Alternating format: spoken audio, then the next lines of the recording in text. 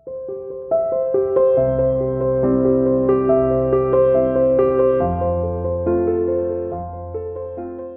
Students, तो आज का हमारा टॉपिक है सेल्फ इंडक्शन। जैसा कि आप देख रहे हो, पिछले काफ़ी लेक्चर्स में हम लोग लगातार डिस्कस करते चले आ रहे हैं Faraday law, Lenz law, Faraday law, Lenz law. Basically जहाँ पर ये वर्ड आ रहा है ना, इंडक्शन, ये जो इंडक्शन वर्ड आ रहा है, ये वर्ड ही केवल इन दो लॉज का कॉम्बिनेशन है। अगर हमारे जहन में, हमारे माइंड में इन दो लॉज का कॉन्सेप्ट एंटर कर गया, समझ में आ गया कि फैराडे लॉ क्या कहती है और लेंज लॉ उसकी डायरेक्शन कैसे समझाती है, तो चाहे कोई भी चीज़ हो आगे की, वो सब कुछ हम लोग इजीली समझ पाएंगे, कर पाएंगे। आज हम बात कर रहे हैं सेल्फ इंडक्शन। इसको मैं दूसरे वर्ड में कहूँ तो कहेंगे सेल्फ मोटिवेशन। मोटिवेशन हमारी ज़िंदगी से रिलेटेड वर्ड है और सेल्फ इंडक्शन ये फिज़िक्स की चीज़ है। पर जैसे अब जो हम चैप्टर पढ़ने वाले हैं, अब जो हम आगे पढ़ने वाले हैं, यहाँ पढ़ेंगे सेल्फ इंडक्शन और इंडक्टर। इंडक्टर एक एलिमेंट हो गया, जैसे रजिस्टर था, जैसे कैपेसिटर था, ऐसे इंडक्टर हो गया, दैट इज़ एलिमेंट। और induction, this is process. Self induction is a process. तो आज हम ये पढ़ने वाले हैं कि सेल्फ इंडक्शन क्या होता है, कैसे होता है और कितना होता है, वगैरह वगैरह। सबसे पहले इसमें बात करते हैं कि बेसिकली ये फिनोमिना है क्या। तो अगर ये कॉइल है, दिस इज ए कॉइल, और मैंने इस कॉइल को करंट प्रोवाइड किया, देख रहे हैं आप कैसा करंट प्रोवाइड किया, एक डीसी सोर्स लगा दिया, और इसको प्रोवाइड करने का मतलब है कैसा करंट है, ये कांस्टेंट करंट है। अगर कांस्टेंट करंट किसी भी कॉइल से फ्लो कराया गया, मूव कराया गया, तो क्या होगा, कुछ भी नहीं होगा, नो चेंज। क्योंकि इंडक्शन में फैराडे लॉ ने क्या कहा कि flux linked with the coil changes, तो ही इंड्यूस्ड ईएमएफ होगा, तो ही ईएमएफ में चेंज आ सकता है, या ईएमएफ डेवलप होगा, करंट डेवलप होगा, वगैरह वगैरह। यहाँ पर भी कुछ इसी तरह की कंडीशन है कि अगर मैंने कॉइल के अंदर कोई कांस्टेंट करंट को मूव कराया, इसका मतलब यहाँ पर कोई भी चेंज नहीं होगा। लेकिन अगर कॉइल लिया,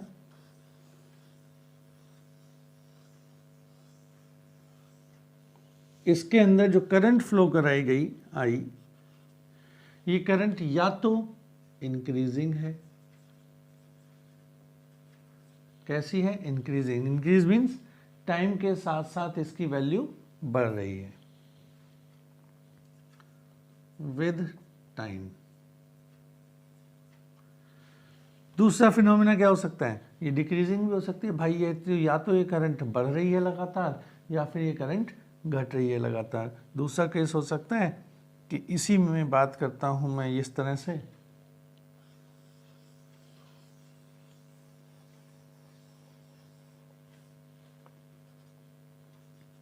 इस वाले में डिक्रीज हो रही है।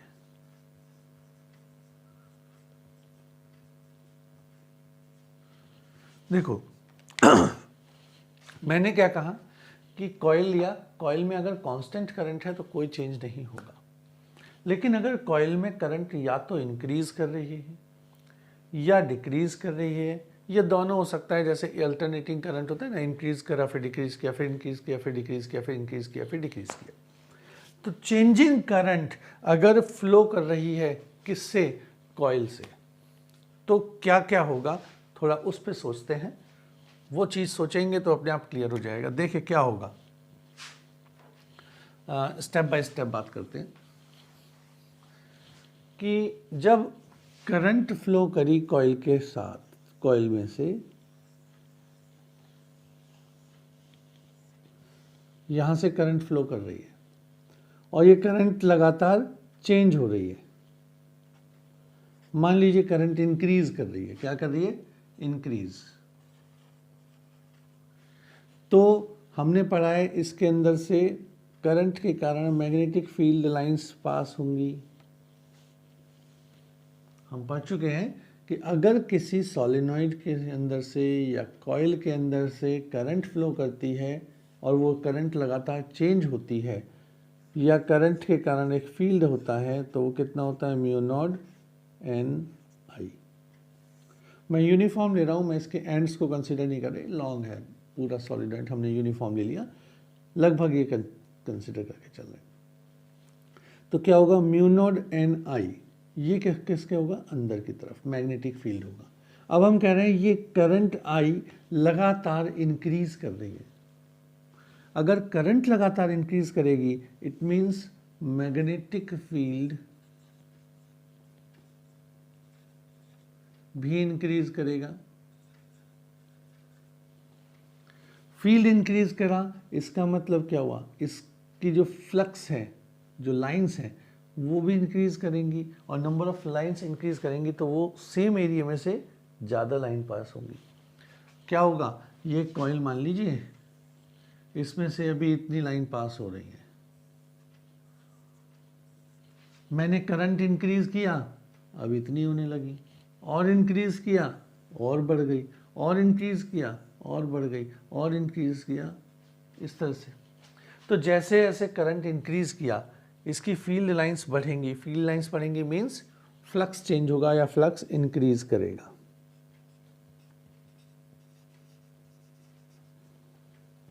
फ्लक्स इंक्रीज किया। और फैराडे लॉ हमारे क्या कहते हैं, फैराडे साहब कहते हैं अकॉर्डिंग टू फैराडे कि चेंजिंग फ्लक्स, जब फ्लक्स चेंज होता है वो एक ईएमएफ को इंड्यूस करता है।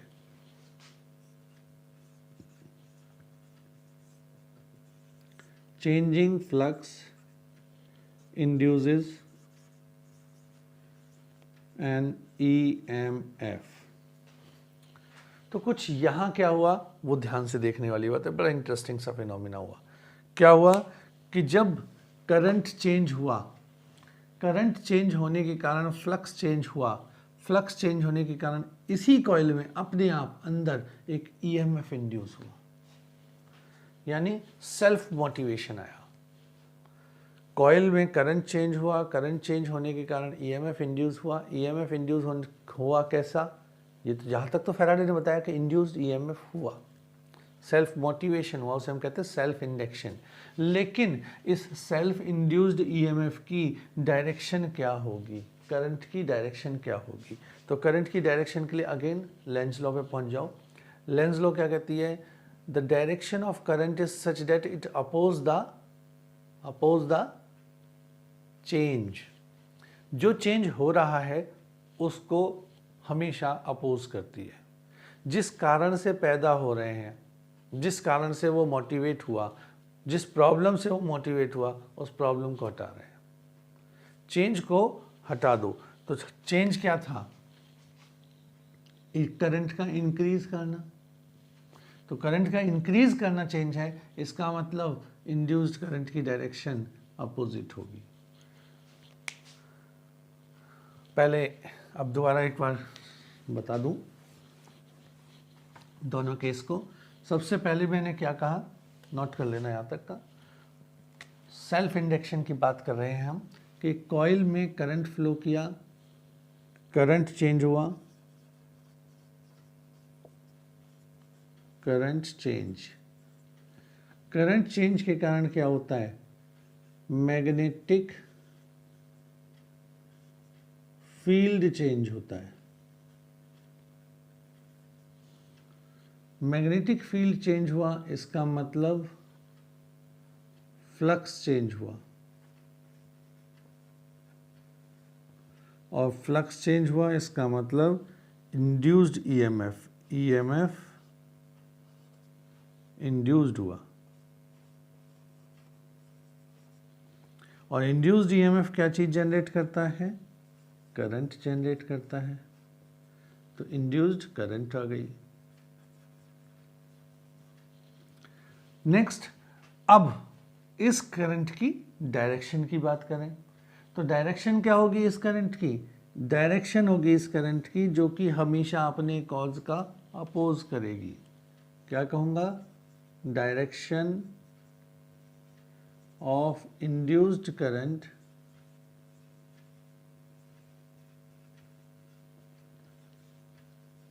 ऑलवेज अपोज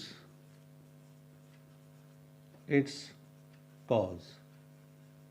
ये हमने पढ़ा हुआ है, ये पढ़ा है। यहां से देखते हैं अब क्या होगा, नोट कर लीजिए।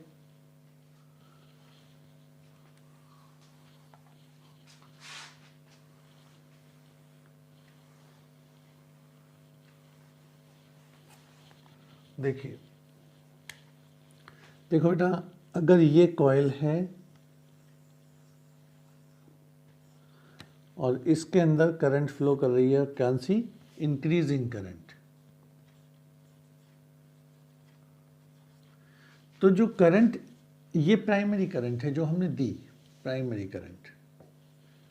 जो इंड्यूस्ड करंट होगी वो इस कॉइल के अंदर होगी, और वो इंड्यूस्ड करंट की डायरेक्शन कैसी होगी? या तो उसकी डायरेक्शन होगी इस तरफ, या उसकी डायरेक्शन होगी इस तरफ। अगर इसकी डायरेक्शन ये वाली है तो इसने इंक्रीजिंग करंट को सपोर्ट किया या अपोज किया? वो तो सपोर्ट कर देगी। सपोर्ट करा, इसका मतलब लेंज लॉ हमारी फेल हो गई। तो इसका ये मीन कहता है कि इंड्यूस्ड करंट की डायरेक्शन हमेशा अपोज करेगी चेंज का। तो इंक्रीजिंग को अपोज करने के लिए वो अपोजिट डायरेक्शन में आ गई। तो ये क्या है? Induced current.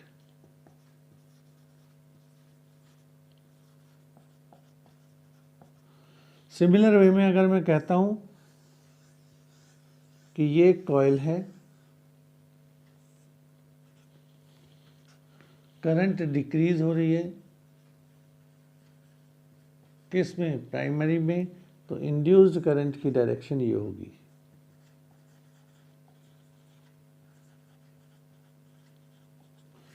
तो डायरेक्शन भी हमें पता चली, हमें ये भी पता चला ईएमएफ इंड्यूस हुआ। इस फिनोमिना को, जिसमें उसी कॉइल के अंदर ईएमएफ इंड्यूस होता है जिसमें हमने करंट फ्लो कराई है, उसको हम कहते हैं self induction. Means self induction is the phenomena of production of induced EMF in a coil when changing current pass through it. When changing current pass through it. Line मतलब meaning तो समझ में आ गया होगा जो मैंने समझाया आप लोगों को। इसको लिख लेते हैं। It is the phenomena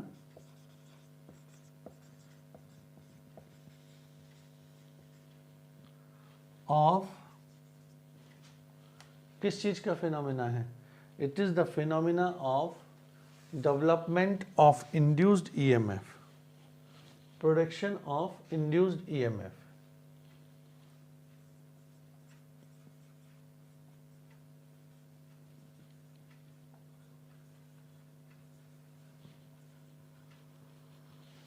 induced EMF when a changing current in a coil, और कर लेते हैं induced EMF in a coil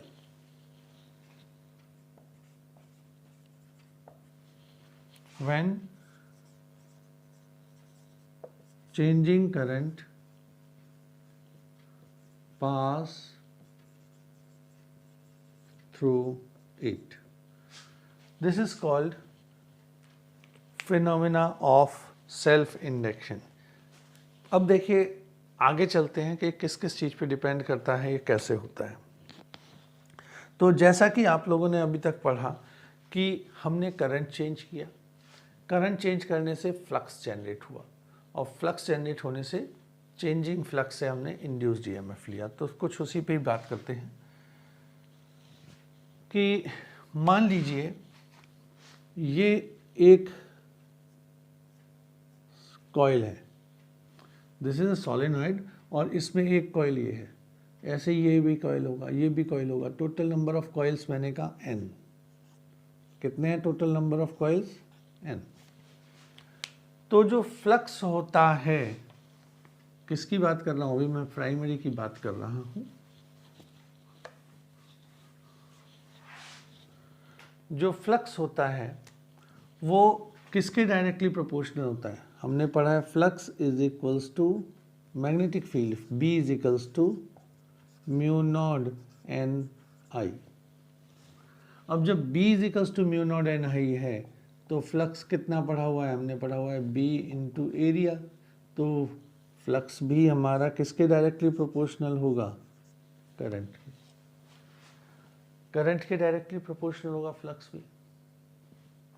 ठीक है, तो हम क्या कह सकते हैं कि एक टर्न पे हुआ फ्लक्स कितना? म्यू नॉट एन आई। ये कितने टर्न है? नंबर ऑफ टर्न से n। तो टोटल फ्लक्स कितना हो जाएगा? इसके कारण भी म्यू नॉट एन आई, इसके कारण भी है आई, इसके भी टोटल मल्टीप्लाई कर दो। Total flux that is phi T directly proportional to, ये भी करंट के डायरेक्टली प्रोपोर्शनल होगा। अब जहां पर भी प्रोपोर्शनलिटी साइन आता है वहां पर हम क्या ले लेते हैं?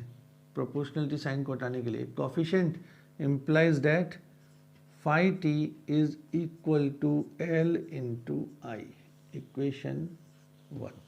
ये सब प्राइमरी के बारे में हो रहा है, जो करंट हमने प्रोड्यूस दी है। प्रोड्यूस की बात नहीं कर रहे, ईएमएफ जनरेशन की बात नहीं कर रहे हैं अभी। तो हमने इसमें करंट दी, और करंट कितनी दी? आई करंट देने के कारण इसमें मैग्नेटिक फील्ड जनरेट हुआ, वो हुआ B is equals to mu not N I. Flux कितना हुआ? B इंटू ए यानी pi R square etcetera etcetera. अब एक का फ्लक्स हमने निकाला, ये दूसरे का भी B है, तीसरे का भी B है, फिर लास्ट का भी B है। इन सब का टोटल कितना होगा? टोटल होगा, अगर मैं यहाँ पे बात करूँ टोटल फ्लक्स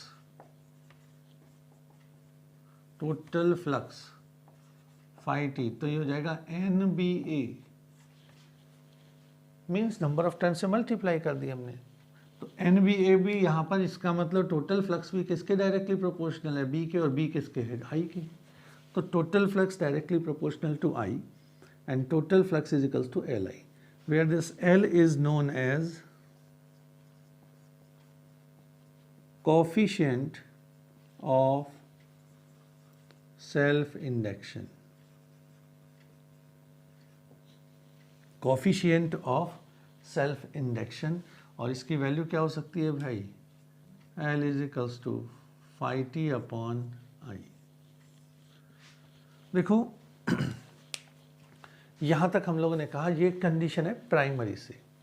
अब हम कहते चले आ रहे हैं कि प्राइमरी में हमने वो कॉइल के अंदर हमने करंट प्रोड्यूस भेजा, करंट चेंज हो रहा था, या तो इंक्रीज कर रहा था या डिक्रीज कर रहा था। उस चेंजिंग करंट के कारण उसमें ईएमएफ जनरेट हुआ। ये था यहाँ तक। अब बात करते हैं ईएमएफ जनरेट हुआ। तो ईएमएफ कितना जनरेट हुआ, कैसे जनरेट हुआ? नोट कर लिया? नोट कर लिया? जल्दी नोट कर लो।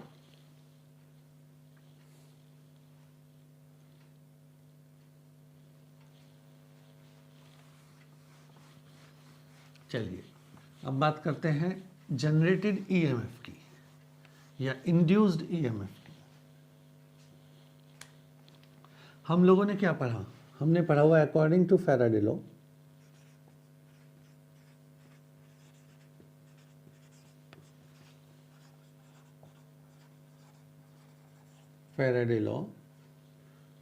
कि ईएमएफ जो होगा वो कितना होगा? D phi T over D T, यानी टोटल फ्लक्स के चेंज के रेट के बराबर। That induced EMF is directly proportional to the rate of change of flux, और किसके इक्वल होगा? इसके इक्वल भी होगा। Minus sign is due to the direction. ये हम लोगों ने पढ़ा हुआ है। इंड्यूस्ड ईएमएफ इतना होगा, लेकिन फ्लक्स कितना होता है? फ्लक्स हमने पढ़ा फाई टी, तो फाई टी की वैल्यू कितनी है? Minus D over D T, और फाई टी की वैल्यू अभी थोड़ी देर पहले हम बात कर रहे थे इतनी होती है प्राइमरी के लिए बात करें तो। यहाँ एल को कॉमन निकाल सकते हैं बाहर, minus L D I by D T. तो ईएमएफ की वैल्यू कितनी आई, minus L D I by D T. या मैं कह सकता हूँ एल की वैल्यू कितनी आई, एल की वैल्यू आई induced EMF upon D I by D T का मॉड। मॉड क्यों लगाया, और लगाया तो भाई इस पे क्यों लगाया, इस पे क्यों नहीं लगाया, क्योंकि चेंज क्या हो रहा है, चेंज हो रही है करंट, या तो करंट इंक्रीज कर रही है या डिक्रीज कर रही है। तो चेंजिंग जिसमें हो रहा है, इंक्रीज कर रही है करंट पॉजिटिव है, डिक्रीज कर रही है करंट नेगेटिव है, तो मैंने इस पर चेंज पे लगा दिया, क्योंकि हम लोग मैग्नीट्यूड देख रहे हैं। तो मैग्नीट्यूड वाइज क्या हुआ, L is equals to E M F E upon D I by D T.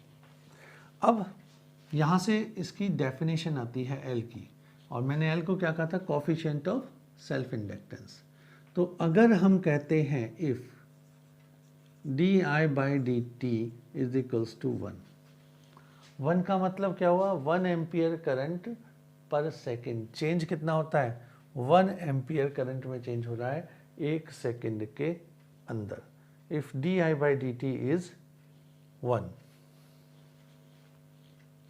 तो L की वैल्यू कितनी हो गई, E के इक्वल हो गई। So L is equals to E when current changes D I by D T. तो इसकी डेफिनेशन क्या आती है वो देखिए, यहाँ से अगर मैं साइन को कंसीडर करूँगा तो इसको माइनस ले सकते हैं, वो बात अलग है। तो यहाँ पर आई डेफिनेशन के coefficient of self induction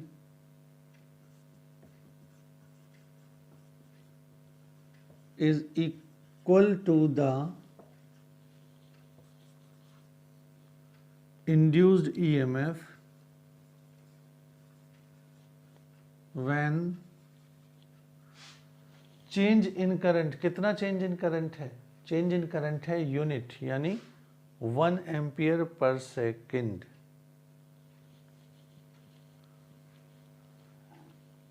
unit change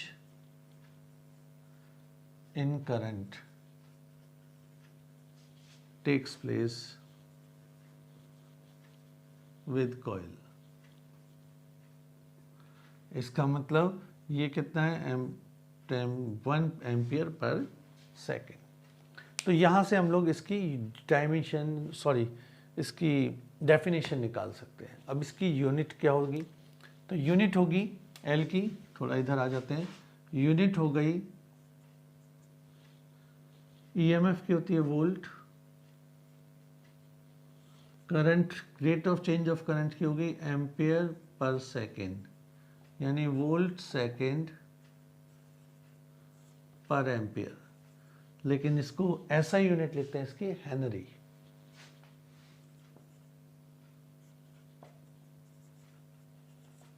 Henry ऐसा यूनिट इज हेनरी।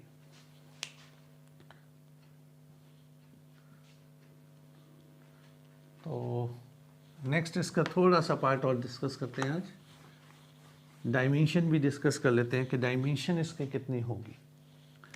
तो नाउ हमने कहा यूनिट क्या होगा, यूनिट आ गई हेनरी। हमने कहा डायमेंशन के बारे में अब बात करते हैं। तो डायमेंशन कैसे निकालें, एल का फॉर्मूला आपका आया ईएमएफ अपॉन डी आई ओवर डी टी। ईएमएफ यानी वोल्ट, और वोल्ट का फॉर्मूला होता है वर्क इनटू चार्ज। पहले पढ़ चुके हम, आप लोगों ने पढ़ा होगा, याद होगा, इलेक्ट्रोस्टैटिक्स में पढ़ा था। V is equals to W by Q. तो क्या होगा, W upon Q into D I D T ऊपर ले लेते भाई। W की डायमेंशन ML2T माइनस 2, करंट की T, Q की AT, और फिर I की A। क्या आ गया, T से T कैंसिल हो गया, ML2A माइनस 2T माइनस 2। तो this is the dimension of L। This is the dimension of L. यहाँ तक हम लोगों को समझना चाहिए आज के लेक्चर में। फिर हम कल बात करेंगे इसके न्यूमेरिकल, इसकी थोड़ी प्रॉब्लम्स या एक डेरिवेशन है कि कॉइल का सेल्फ इंडक्शन कितना होगा। तो इस चीज़ को समझो, समझने के बाद प्रैक्टिस करो और छोड़ो मत, शुरू से लगातार करते रहो, बहुत इम्पोर्टेंट है। All the best.